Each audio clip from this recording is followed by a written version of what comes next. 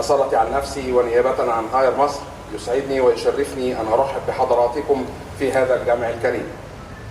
في البداية أود أن أرحب بالدكتور أحمد زهير، رئيس الإدارة المركزية للترويج الخارجي بالهيئة العامة للاستثمار والمناطق الحرة.